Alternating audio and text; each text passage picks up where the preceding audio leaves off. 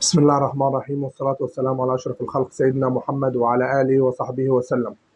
طبعا النهاردة هنتكلم معاكم على شوية مواضيع كده وشوية مواقف حصلت نتفرج عليها دلوقتي. نسمع الأول هبة، أو زي ما كانوا يطلعوا عليه طبعا هبة ومش هبة، ده مين؟ أحمد شوبير بيتكلم ويقول إيه. نسمع معنا.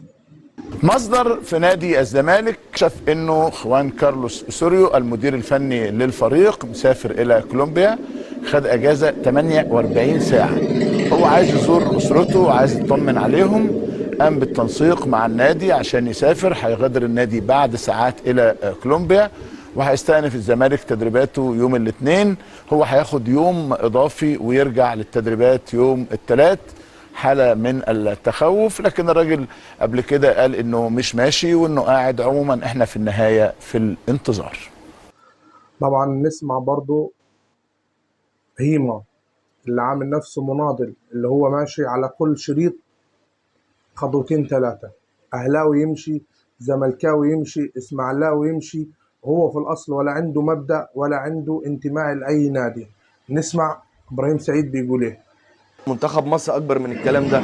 زيزو، ناس كتيره جدا امبارح بتهاجمني عشان في بعض التصريحات. إيه ماله زيزو يعني؟ مش هو ايه زيزو يعني؟ مش ايه يعني؟ احترامي ليه، لعيب كويس وكل حاجه. ايه يعني هو فوق النقد؟ هو كنت انا فوق النقد؟ ما إيه، ابو تريكه كان فوق النقد، الاسماء دي كانت فوق النقد، ما كلنا بنتهاجم. ايه يعني؟ مش محمد صلاح ما بيتهاجم؟ يعني ايه المشكله لما نتكلم عليه ان هو اداؤه وحش مع المنتخب؟ يعني أنا مش فاهم، هو فوق يعني بيلعب بكوره لوحده غير اللي احنا كنا بنلعبها؟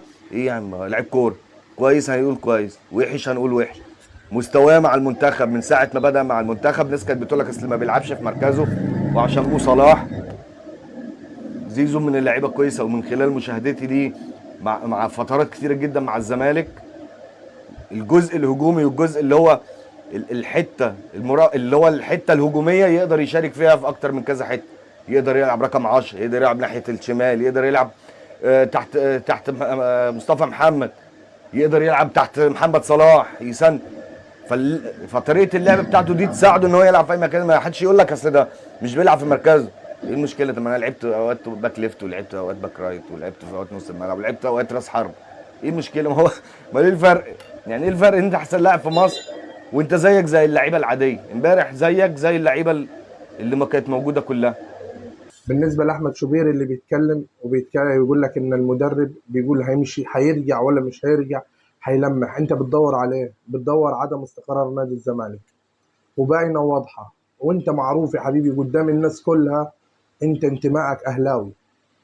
ما يا ريت لما تتكلم، يا ريت يا تبقى محايد يا اما ما تتكلمش، عشان احنا عارفين ان انت اصلا ديلك نجس ووسخ، والزمالك افضل منك وجمهوره افضل منك.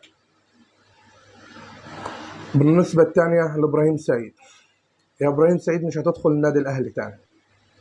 اعمل حسابك، والله ما تقعد تطبل من هنا للسنة الجاية، مش هتدخل للنادي الاهلي تاني. فهمها؟